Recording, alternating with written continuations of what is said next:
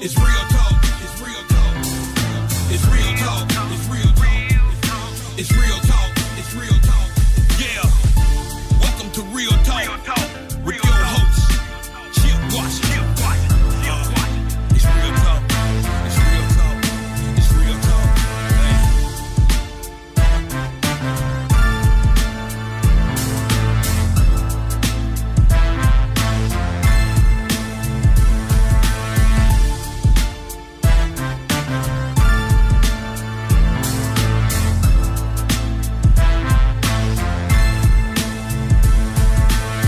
And here we go on this Monday evening. It is March 13th, 2023, 6 o'clock straight up, which means it is time for Real Talk Memphis. I am your humble host, Chip Washington.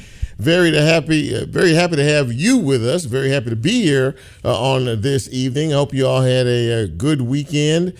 For many folks, spring break has now sprung.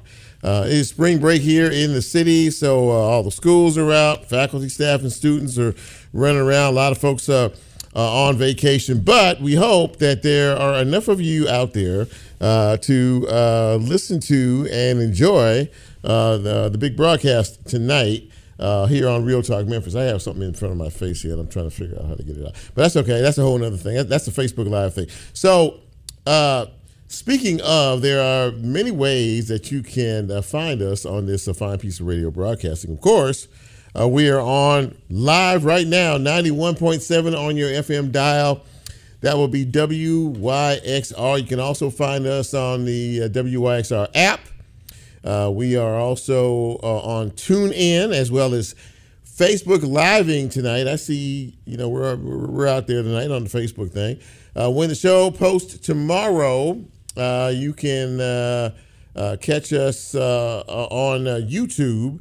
And, of course, we are a podcast, so you can always catch us wherever you get your podcast. So now that we have all that out of the way, sit back and relax and buckle in and prepare for what I hope will be a very good show tonight. We have three good guests, and we are continuing our celebration of Women's History Month, and one of my guests is Vonesha Mitchell. She is the executive director of the Women's Business Center South, and she's going to tell us about what that organization is all about, and really kind of the state of play in terms of women and women-run businesses, Memphis and Shelby County, and what her organization is doing to help create some of the future entrepreneurs out there. Also, a little bit later on, we're going to be speaking with Mario Hendrix. Mario is the Vice President of Programs for Bridges USA. We all know about Bridges and all the fine work that they do here in our city, particularly with our youth. And he's going to talk a little bit about the Bridge Builder program. Mario has been with that organization for 20 years. He actually was a member, and he is now in an administrative position for them. And a little bit later on, we're going to talk with someone we all remember what happened to Damar Hamlin, the football player for the Buffalo Bills, who almost died on the field. He collapsed, his heart stopped, he had a heart attack out there. If not for the work of all the folks, the trainers and all the athletic folks out there, to help to save his life.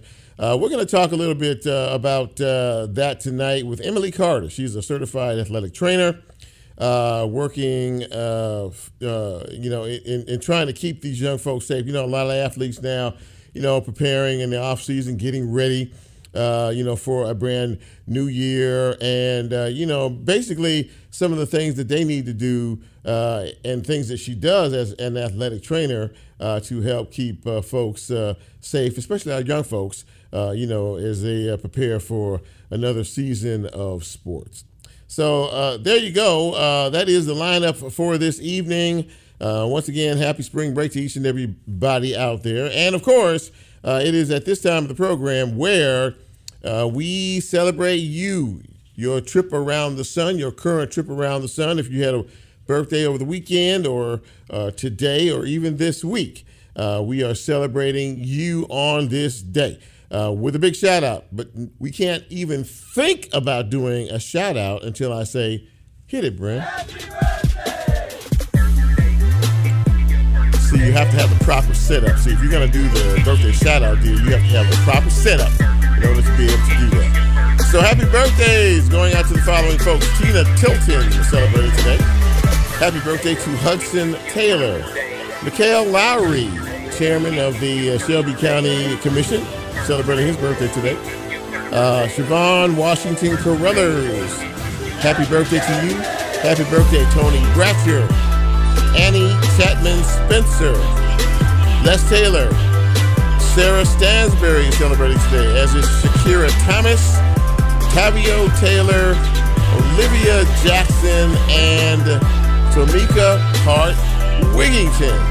Happy birthday to each and every one. Wait a minute. Lola just, I have to look at Lola to find out exactly what's happening here. Whose birthday? It is your, you want to do it? You want me to do it? Okay. So today is Lola's mother's birthday. Can I get the name, please? Johnny Lee. Johnny Lee, listen. I work with your daughter each and every week. And most of the time it's a pleasure. No, actually all the time it's a pleasure. And she wants to extend a happy birthday wish to you, Mom, and so do all of us here at Real Talk Memphis. And for the rest of you as well, we hope to be here next year as we celebrate your next trip around the sun. Thank you, Bren. So there was some news today that might have frightened a few people earlier. Two big banks in this country collapsed earlier today. Failure, as a matter of fact, so much the president had to get on TV and say, don't worry about it. Everybody else, your bank, your money is fine. Your money is insured. Don't worry about it. I would say check your accounts anyway.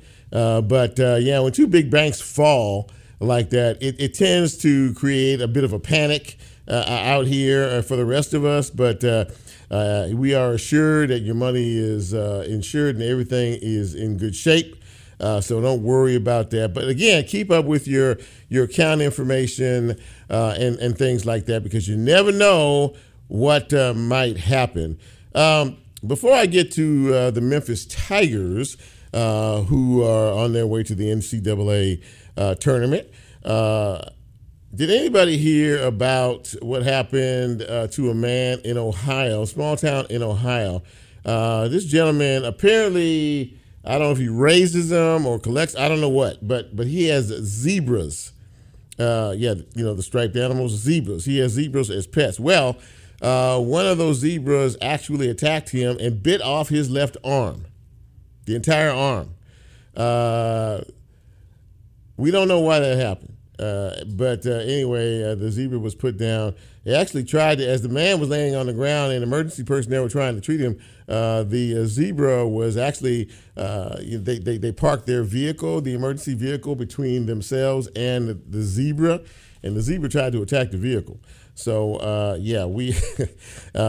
not laughing at that in particular, but that's, again, why anybody would want to have pets, like wild animal pets, keep them. We've seen story after story, example after example of situations like that. So it could have been worse, but it was clearly bad enough.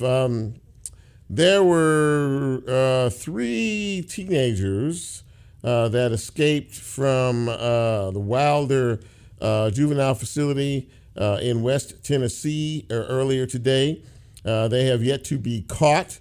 They are, by all measures, they are armed and dangerous. It was the Wilder Youth Development Center in Fayette County. And they all escaped this morning. They are to be considered dangerous individuals. They are all young men, but again, they escaped, and they are still at large at this hour. Apparently, they got out sometime about 10 o'clock last evening. Dyersburg police are looking for a kidnapping suspect after a woman says she's been held captive for the last 2 months. She recently escaped from a closet in a house turns out to be the ex-boyfriend that is the one that the police are pursuing. He held her captive for 2 months in a closet. Very little food and not much else there, but looks like she's going to be okay. Very malnourished, but it looks like she's going to be okay in the end. So all hail the Memphis Tigers. They not only won their tournament over the weekend by beating Houston, they are now on their way to the NCAA tournament. They play this Friday night. They play Florida Atlantic University. This is gonna be fun. That game is gonna be tough, but again, to go the A seed again, we don't know exactly. I hadn't heard what time on Friday night, but they play late on Friday evening in Ohio, I believe it is. So go Tigers, go! Let's root our boys on to victory. I'm trying to see not a whole lot else going on in reference to the usual foolishness and nonsense. We were talking before the show started about the Tennessee State House passing a law, about these the strippers and the drag shows and things like that around here. We spend all this time passing a law that says you can't have, these type of events and out in public and things like that. When we have so many other issues that we could be dealing with, like, violence for one thing, these shootings that happen every 10 minutes around here, the permitless carry of 21-year-olds, maybe 18-year-olds soon if they can pass that bill, But anyway, that is a personal comment from me. Having said all of that, I'm going to end this news segment by saying we're going to take our first break. And when we come back, we're going to get this show started on this Women's History Month right here as we celebrate the spring break edition of Real Talk Memphis. I'm Chip. We'll be right back.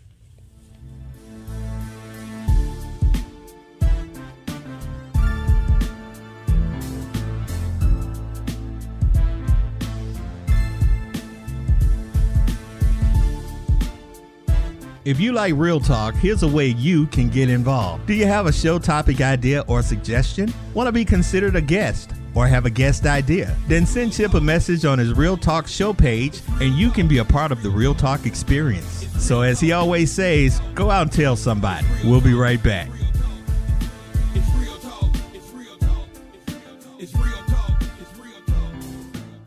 WYXR is supported by the On Stage at the Halloran Center 2022-2023 season, which continues in downtown Memphis. Experience live entertainment with music, magic, and more, including the return of Orchestra Unplugged and the Songwriter Series events. More information and the full lineup at orpheum-memphis.com/onstage. The On Stage at the Halloran Center season presents the Memphis Songwriter Series, hosted by Mark Edgar Stewart. Mark and his musical guests take audiences on a journey behind the music, sharing stories and introducing new works. The next event is on Thursday, March 16th, featuring Alexis Grace, Alice Hazen, and Yella P. More information at orpheum-memphis.com. Hey, I'm Will from Crosstown Brewing Company. We support WYXR 91.7 FM. A favorite beer is just like a favorite song. We feel something new every time we encounter them. Cheers to playing the hits and tasting the notes. WYXR is supported by Minglewood Hall, presenting Big Head Todd and the Monsters. Spanning 3.5 decades of touring and recording, Big Head Todd and the Monsters is a blues-inspired rock band and has earned endorsements from Robert Plant to the Denver Broncos. More information at minglewoodhallmemphis.com.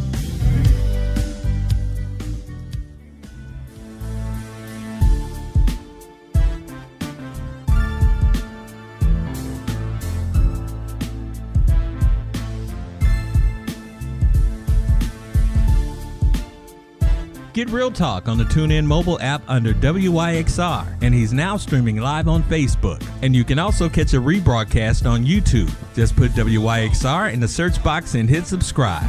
Now back to more Real Talk with Chip Washington.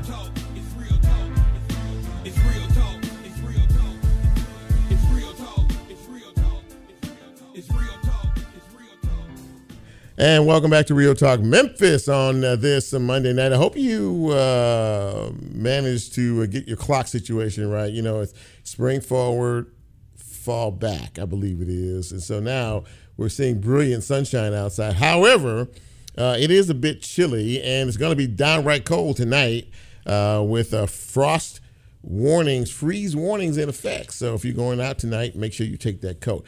All right. So as I said before the break, we are talking about Women's History Month, and we're commemorating the achievements of all our women out there. And so I decided that I wanted to talk a little bit about the business atmosphere in reference to Memphis and the Mid-South, Shelby County. So I invited our first guest on the show. I'm glad she accepted. Her name is Vonesha Mitchell. She is the executive director of the Women's Business Center South. And Vonesha, it is good to see you, and welcome to Real Talk Memphis. Thank you for having me, Chip. I'm glad to be here. Absolutely. So for those of us who don't really know, kind of explain what it is that your organization does in terms of women and business folks and entrepreneurs and things like that. What does the Women's Business Center South, what is your focus? Absolutely. Well, we are the result of a partnership between the SBA, the Small Business Administration, and an organization called WYXR South, which is part of the largest national certifier of women-owned businesses in the country. So if a woman wants to do business with a corporation, oftentimes certification will be required. And so that's a great pathway to open some doors there. So those two organizations got together, created the Women's Business Center South, which is a physical location inside of Crosstown Concourse. We do request appointments because we like to be able to service our WBEs or women business enterprises one-on-one and with trainings and introductions to coaches. But we provide what we call technical assistance. And so that's really support that is designed to make sure that a business is able to start, that it is sustainable, and that it can grow. And so that can be in really any of those back of the house managerial areas, bookkeeping, access to capital, HR, some organizational structural things, business planning, is really what we do to make sure that our women business owners in the area have great support. It looks like you're trying to make sure they have not only support but success as well. What would you say, as someone who deals with this on a daily basis in terms of the women businesses, what does the landscape look like right now here in Memphis and Shelby County in terms of women in business? Are those numbers picking up? Are they robust? Or where are things right now in terms of that? Absolutely. As far as business starts, women are leading the pack. We are really stepping out there and making some of our ventures, our ideas a reality, bringing some of our expertise from perhaps jobs that we've worked on, problems that we've observed might need a solution, and women are really leading the pack. And Memphis is fertile ground for entrepreneurialism, period, but definitely for women. It's one of the top metros in the country for women-owned business starts. Well, that's got to be encouraging to you. I would imagine there was a time when it wasn't quite like that, but more and more people, I think, are starting to understand that women, can be very successful in the business world as entrepreneurs. In particular, I read a little bit about all of that and really, trying to start people on their way. I think that you mentioned, helping them, from the back door, kind of giving them that support and that encouragement. Do you have a lot of women that come to you that say, look, Vonesha, I'm looking to start my own business and things like that. What can you do to help me? Are there more women out there who are looking to be future entrepreneurs around here?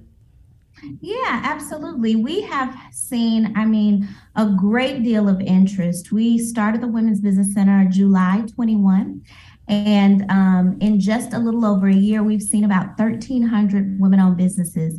And that is, I'm sure, just a small portion, just a fraction of all of those that are out there. And we service businesses that are in ideation, so maybe they just have an idea.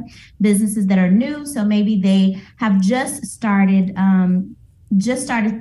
servicing customers. They may be less than like 3 years old, and very established businesses that may have significant sizable contracts, perhaps those that are even looking at selling their business, succession planning. So really the spectrum is where we hit, and women are statistically, sometimes I tread lightly when saying that, definitely depending on the audience. Statistically, women-owned businesses actually fare better. Women tend to not be quite as risky, which sometimes doesn't work in our favor, but it does mean usually if we're going to start, we want to make sure we start strong. And so great opportunity for investments are out there with women-owned businesses.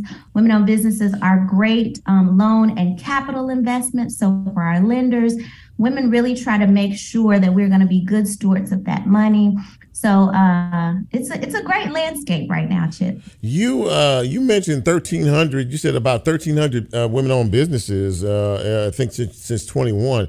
That to me seems like an awful lot, Vonesha. That says to me that there really is interest and some fairly decent success in terms of this. And you touched on it a little bit, but why else are women-owned businesses more likely, in your estimation, as somebody who's done this for a while, able to succeed, do you think? I think also it's been much harder for women to walk this way, right? Which is one of the reasons that there's a need for a women's business center. You know, this is a space that is, because it's SBA, we do not turn anyone away. You know, if a man comes through our doors, we definitely want to be able to service that male entrepreneur. We see young entrepreneurs, youth entrepreneurs come through our door as well. But historically, women have not always had spaces where they felt, I guess, accepted or supported in that entrepreneurial ecosystem. So it's very, very important to have that space. But because it has been so difficult, I think it made those high barriers of entry for women just made sure that you had to be that much more prepared, right? If you were going to take a risk, you're really doing your very best to do your due diligence and make sure that it's calculated and you've thought through all the possible scenarios and you have a plan A, plan B, plan C. And so I really think that a lot of those things are the reason why women-owned ventures are doing better, you know, just because you had to make sure that it was the probability of success was greater if you were going to be taken seriously. Are the barriers you just mentioned, are they still as high as they once were, or are they starting to come down just a bit because of the success of women in business? So they're still high, but I will say that they have been called out, right? So a lot of times when they get called out, people are much more cognizant. So they're trying to pay attention so that they can support women in clearing those hurdles, right? And one of those barriers, we'll say, maybe access to capital. Whereas historically a woman goes into a bank, she might not be an ideal candidate for a loan for a myriad of factors. Maybe she's not the primary breadwinner. Perhaps she doesn't have a significant credit history. Yeah. There are a lot of things that might be looked at as dings against her. Well, because people, men and women, have been calling out that disparity, I think lenders are much more mindful, investors are much more mindful, so they're being intentional about making sure that women can clear those hurdles. So they still exist, but I think you have a lot more people trying to bring them down, which is creating some change, which is good. Well, that is good, and I would imagine that the more successful women are in business, I guess the better the barriers are coming down, because women are starting and are exceeding expectations. And then what you do with the Women's Business South, in terms of expectations, do you see a lot of the clients and people that you work for, people that you know, women-owned businesses, are exceeding expectations? Oh, absolutely. I mean, it's sort of like you can take it akin to like talented 10th, and certain groups understand that language, right? But you already know you have to be better, right? So if you have to be better in order to succeed, then generally you're going to sort of meet that expectation. So many of our WBEs, so many of our women business owners really are sailing over different hurdles. They still have many of them. Yeah. And that's why I think technical support is so significant, because maybe they don't come from generational business ownership, right? So they don't know a lot of the systems and things that are necessary in order for them to succeed in business, or they don't have an MBA or some type of business degree, or maybe even in their network, their organic network, they might not have an attorney, a CPA, you know, some of the different critical roles that are important to succeed in business. But that entrepreneur, that woman business owner is really trying to make sure to build that system of support and sharpen her skill set so that she's really good at networking. So if there are gaps, she can help to fill those gaps. If there are skills that she can build those skills. It's been really amazing watching a lot of the women in the center and how prepared they are, how skilled they are. So listen, before I let you get out of here, if anybody who is interested in utilizing your professionalism and your services at the Women's Business Center South, how can they get in contact? Yes, the best way to find us is to go to our website, which is WBC, like Women's Business Center, South, SOUTH. So WBCSOUTH.org, WBCSOUTH.org. There's information about the services that we provide, information about the center. There's an application where you can request support. You submit that form and you will get entered into our pipeline, like our client database, where you will get outreach for one-on-one support. You'll get information on classes. So that's the best way. And then, of course, we have telephone 901-275-1919, 901-275-1919. And we have an info@wbcsouth.org email address. Well, listen, it's been a real pleasure having you on the show tonight, and I've learned a lot, and I hope that our listeners have learned a lot as well. Vonesha Mitchell, ladies and gentlemen, Executive Director of the Women's Business Center South. Vonesha, thank you again for coming on the show, providing wonderful information for us, and I am glad to see that things are on the move, especially for women entrepreneurs. Thanks for coming on tonight. Yeah, thank you so much for having me, Chip. I appreciate the opportunity. You have a great night, okay? Take care. You too. All right, bye-bye. There you go, ladies and gentlemen. Everything you wanted to know about starting your own business, Vonesha Mitchell and the folks at the Women's Business Center South can absolutely help you do just that. We're going to take another break, and when we come back, we are going to continue with the broadcast. We're going to talk to someone who can tell us about Bridges USA, its function, and how it can help your young people start out on the right track and maybe even succeed. This is Real Talk Memphis. I am Chip. You know who you are. Quick break, right back.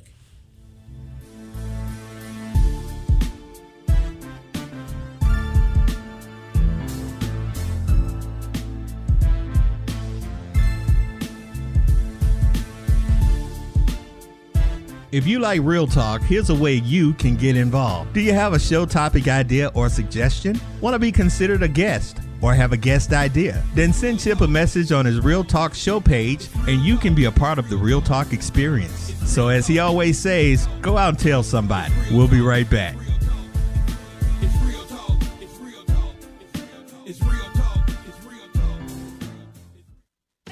WYXR is supported by Shell Days Music Festival, presented by Mempho, April 21st and 22nd at Overton Park Shell. Shell Days will feature 2 days of music with Trampled by Turtles, Southern Avenue, Leftover Salmon, Neil Francis, Paul Thorne, and Bailey Bigger. More information at memphopresents.com.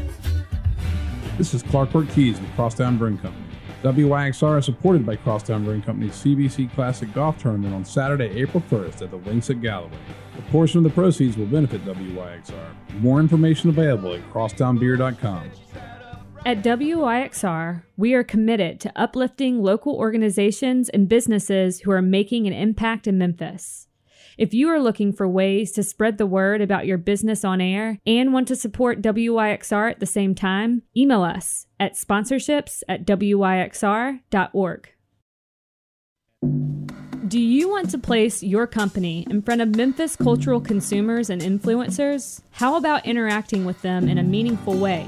WYXR's second annual Stereo Sessions at the Memphis Listening Lab is back. We are looking for sponsors to support WYXR's exploration of unsung albums from the musical history of Memphis. For more information, email us at sponsorships@wyxr.org. Did you know you could donate your vehicle and support WYXR at the same time? We offer free pickup and it's tax deductible. Go to cars.wyxr.org to donate your car today.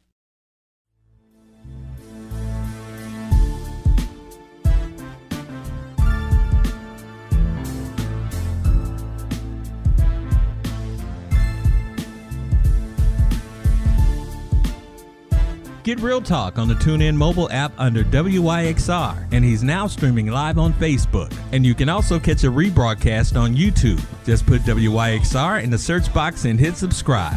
Now back to more Real Talk with Chip Washington.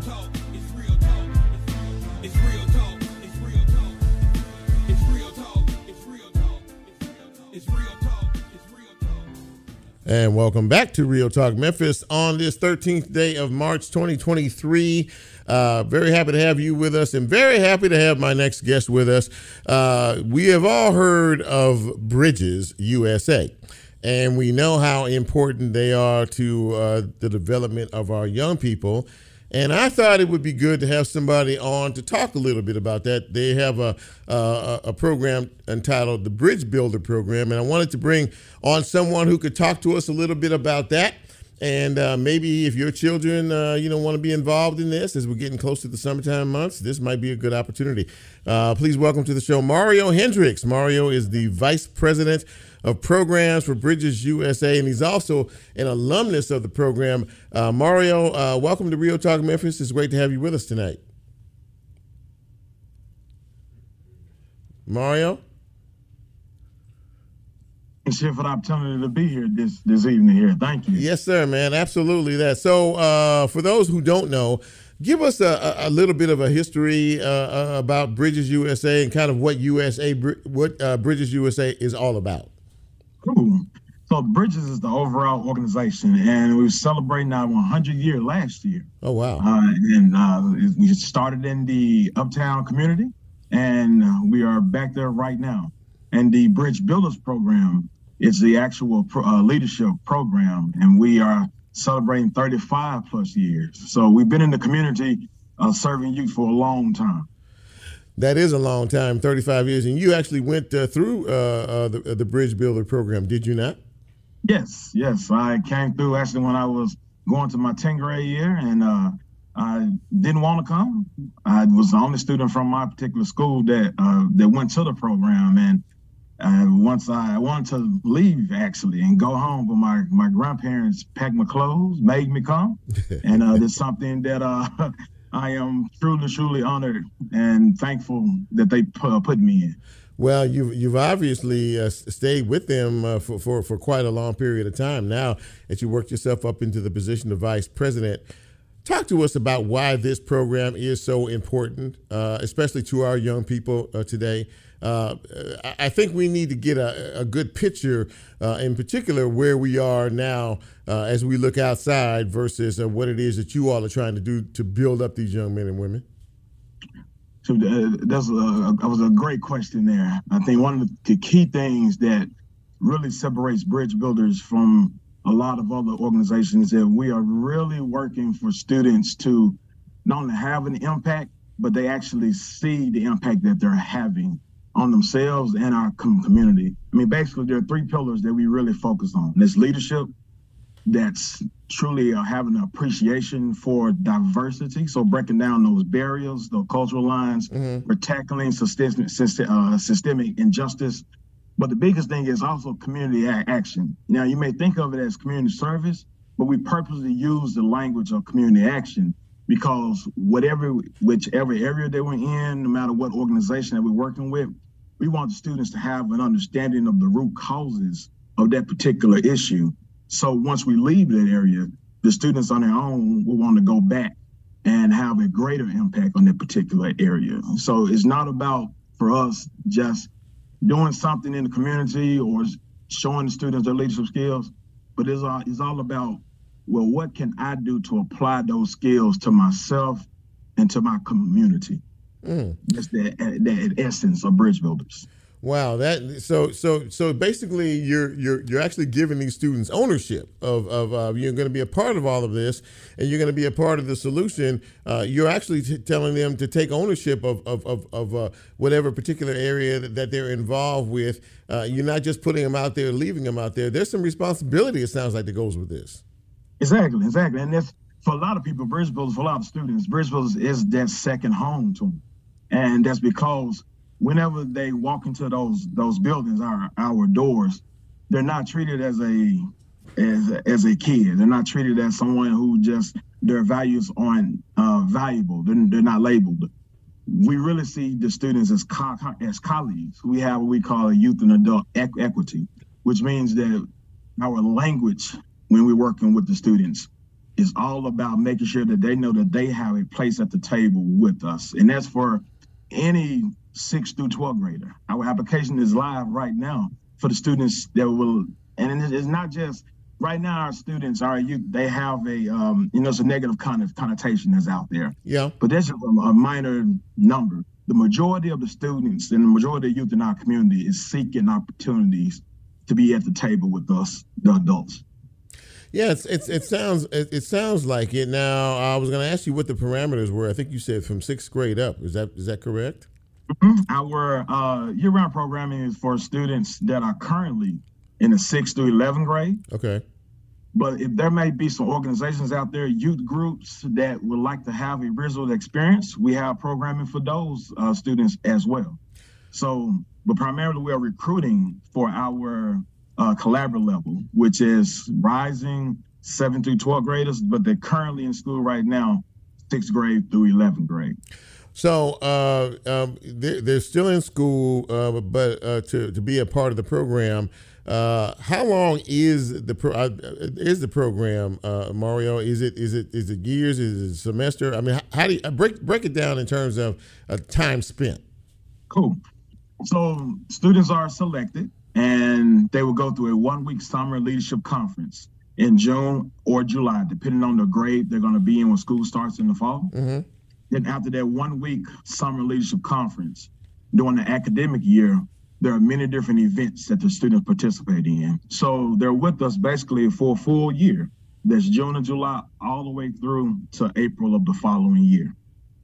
And those in that leadership conference, as I said, our language is very particular. It's a leadership conference. It's not a camp. It's not a 1-week fun thing. It's all about preparing the students to be continuous leaders in our community. What is your selection process look like? You say students have to be selected. What goes into that process of selection? Let me break it down. There is no GPA that we're looking for. There is no grade point averages. We only ask the students to do a personal statement. Why you want to be a bridge builder. But beyond that, that is what we lead their list of honors or awards they may have in school. Mm-hmm. But the scope is why we're looking for any student that is seeking the opportunity to have a place at the table. Our reach right now is the greater Mid-South. So any public school, private school, charter, we have students as far as Tipton County, Munford, down to northern Mississippi, all of West Memphis, Arkansas. So the greater Memphis area, for any, I can't express that part enough, any rising, currently 6th through 11th grader, you can write an essay, demographic information, and that's what we're looking for. The students who a lot of times are looked over and like, oh, that's the student that can be a bridge builder. That's very interesting. So before I let you get out of here, if there are parents listening to this who want their children to be involved in your program, Bridge Builders program, how do they contact you? How do they reach you? Well, they can jump skate. You can go ahead and fill out the application right now because it is live, and that's at bridgesusa.org. Mm-hmm. And if you want to give me a call, you can 901-260-3770. And that's another unique thing about Bridge Builders. There's not a lot of distance you have to get to the staff members. We're really personal. We really make sure that any student or any family that comes to the program have an opportunity to connect with us. So it's bridgesusa.org. bridgesusa.org. And it sounds as if they're going to be a part of this, though, Mario, it sounds like you all emphasize that if you're going to be a part of this, you need to be serious about what this is all about. Am I correct in that? Oh, yes. Once you sign up now, I always say once you sign up and you take that first step with us, you're going to be connected. We have students who, like myself, they may have joined us in their 6th grade, going to their 7th grade year, and they're bridge builders till they graduate high school. There are thousands of bridge builders in our community doing some extraordinary things. Well, that is what we want to hear. And Mario Hendrix, ladies and gentlemen, Vice President of Programs for Bridges USA, talking to us about the Bridge Builder program. Mario, thank you for coming on the show. Best of luck and tremendous success, from now into the future. And we look forward to seeing even more and greater things from our future bridge builders out there. Thanks for coming on tonight. Thank you so much. Y'all have a great evening now. You too, man. Take care. Mm-hmm. Mario Hendrix, ladies and gentlemen, talking about Bridges USA and the Bridge Builder program. And you can get your kids in if they are interested, 6th grade up. It is open and it is live right now. As he said, go online and check that out. And if it's something that you want your child to be involved in, sign them up, get them in to an absolutely great program. We're going to take our final break of this hour. And when we come back, we're going to shift gears and talk about athletics with a certified athletic trainer. This is the Monday edition of Real Talk Memphis. Every night. I'm thinking about 14 things, by the way, at this one time here. But this is Real Talk Memphis, and I am Chip, and we will be right back.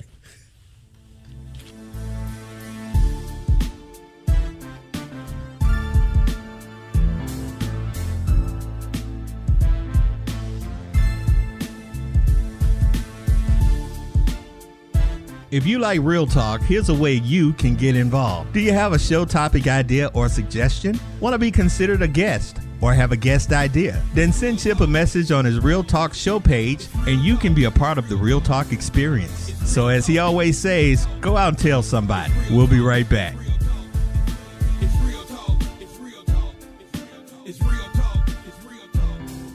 Now's your chance to sound off. You can help WYXR grow by taking a moment to fill out our brief listener survey. And your completion of the survey enters you into a raffle where you could win some big prizes. Prizes include WYXR merch, 2 reserved seats at one of our stereo sessions, or a pair of tickets to see Tank and the Bangas at Minglewood Hall on April 2nd. Visit survey.wyxr.org to complete the survey and enter to win.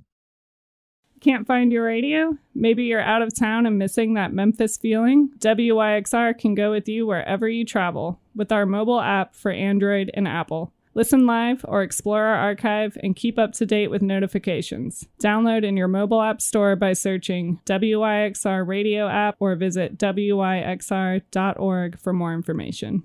Did you know you could donate your vehicle and support WYXR at the same time? We offer free pickup and it's tax deductible. Go to cars.wyxr.org to donate your car today. You're listening, but are you in the know? The WYXR weekly newsletter is the best source for keeping up with events at WYXR. Whether they are happening on our airwaves, behind the scenes, or out in the community. Log on to newsletter.wyxr.org to sign up for our mailing list and keep yourself in the loop.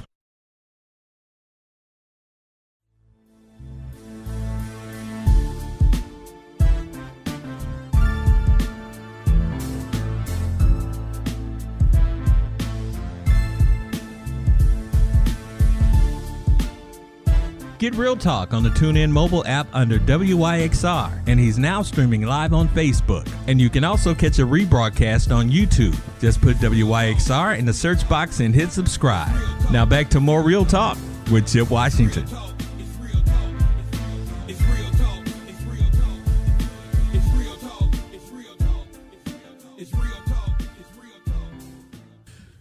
And welcome back to Real Talk Memphis on this Monday evening. Chip here with you.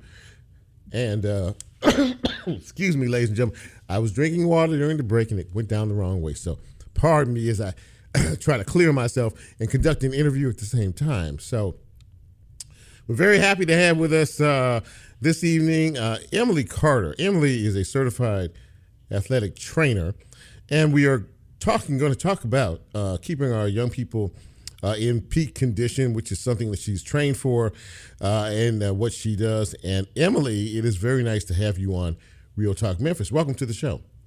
Thank you very much for having me.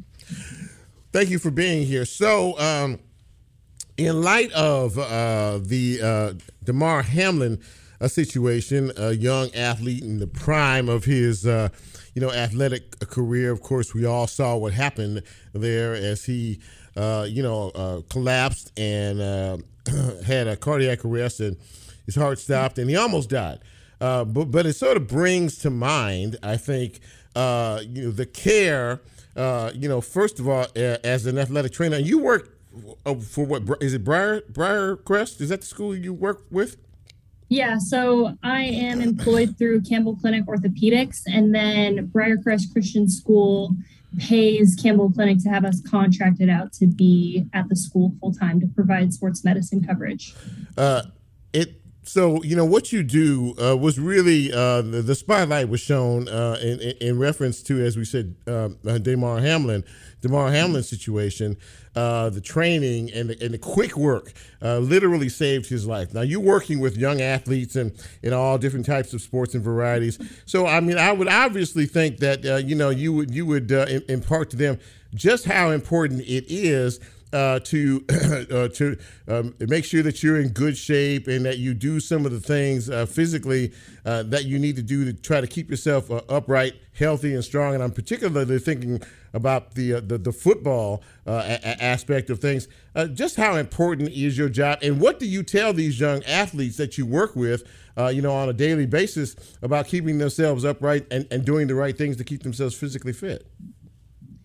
Yeah, I mean, I think the important thing to remember, too, about the Damar Hamlin situation, like you said, he's a professional athlete in peak physical condition, and things can still go wrong. So that's why it's so important to have trained medical professionals at those types of sporting events at the middle school, high school, collegiate, and professional levels, just because, there's things that can go wrong. But it did really highlight, and I think brought to light, a lot of new appreciation for myself and my coworker that I have at Briarcrest with me, just after the situation had happened, just how essential we really are in the sporting world.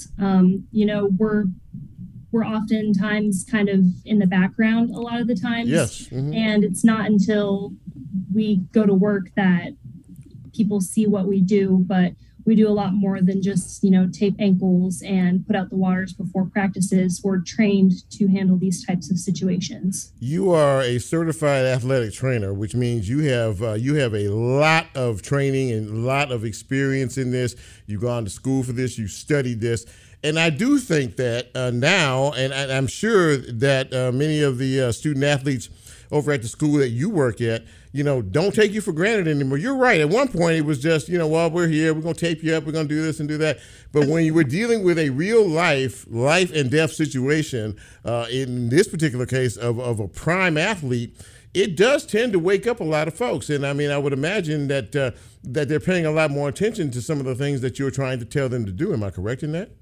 Yeah, definitely. And it did validate a lot of the hard work and efforts that we put into our day-to-day job. Even the night that the incident with Damar Hamlin went down, I received so many text messages and encouraging phone calls from, former players, current players, parents, just about how thankful they were that we were able to provide that kind of service to the school and the community as well. We hear every now and again, we hear about a student athlete in, say, maybe high school or college that dies unexpectedly. We've heard that 18, 19 years old, very, very young. Are there, and when that happens, do you all, I guess, in terms of what you do, in terms of whatever situation caused the death of a student athlete, does that make you all, kind of raise your antennas a little bit more in terms of what may have happened to that particular individual and how, if we can possibly prevent that from happening to one of our students that we deal with on a daily basis? Yeah, so initially when I got hired on at the school, and when any athletic trainer is put out at a school, one of the first things that you should always do is create emergency action plans, or what we call EAPs, for every venue that you might be covering. So it's just, when there's an emergency, a lot of the times it kind of looks like just chaos is going on, but I can guarantee you that it's all a well-coordinated dance that, different medical professionals, the coaches, everyone gets involved to ensure that everything goes according to this emergency action plan. So as much as we don't want to have to activate that, we do practice it, and it is something that we try to touch on just so that everyone is aware of what needs to happen in the case of an emergency. You work through Campbell Clinic, and Campbell Clinic, of course, is a place that is well known and well renowned, for handling certain types of injuries and things like that.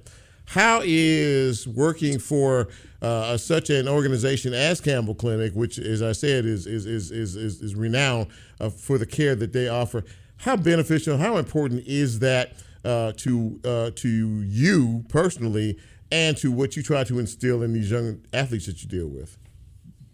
Yeah, for me personally, it's been a great experience. Just, this was my first job out of college, and now I've been in this profession for almost 5 years. So coming into a place such as Campbell Clinic that's so well known and positively received by the community was really encouraging. And all of my coworkers have been in the athletic training field for a lot longer than I have most of the time. So it was really nice to kind of learn the ropes from people that have been here and, handled situations like that in the past. So it's just full of really amazing people.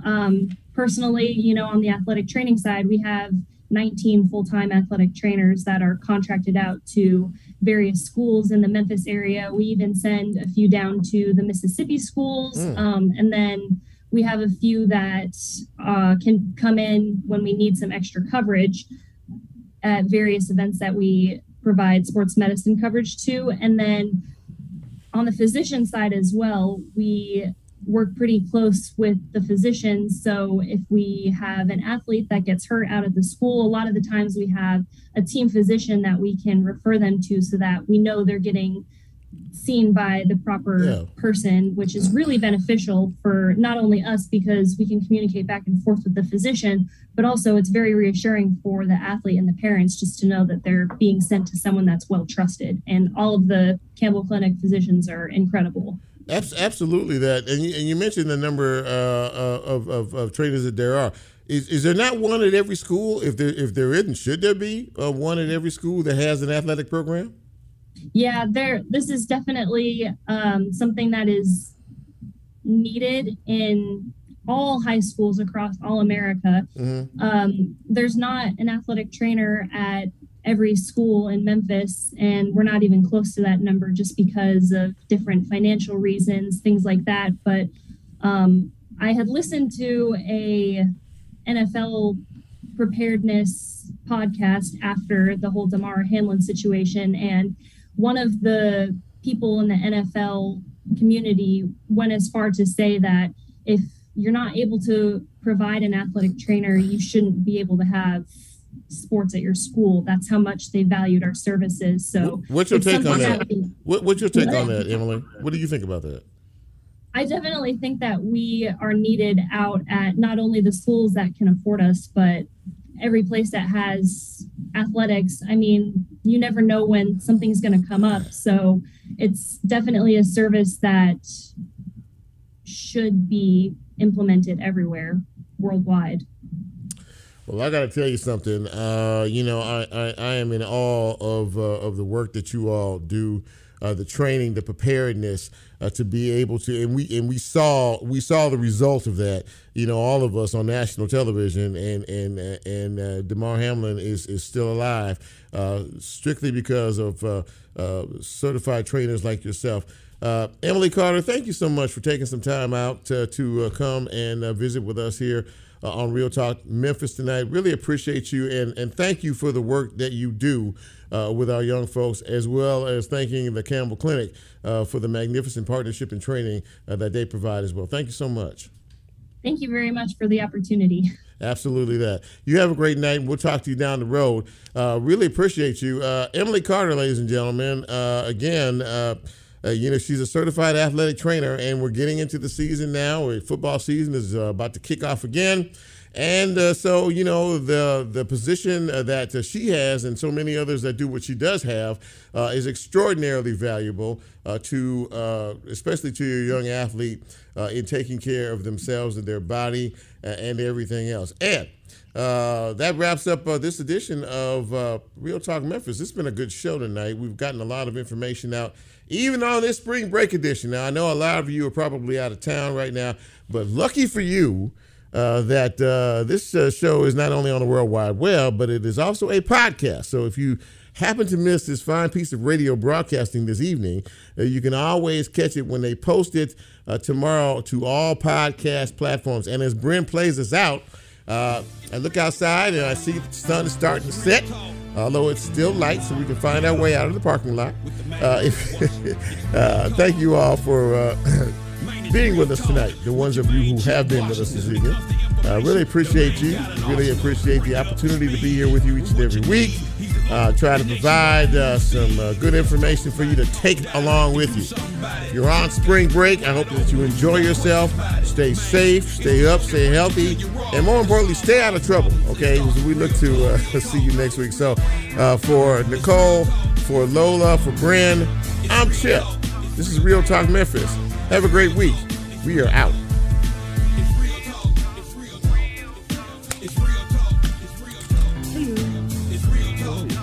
What's up, JMB? How you doing, man? Good to see you, man. Always good to see you. Yeah, that's okay.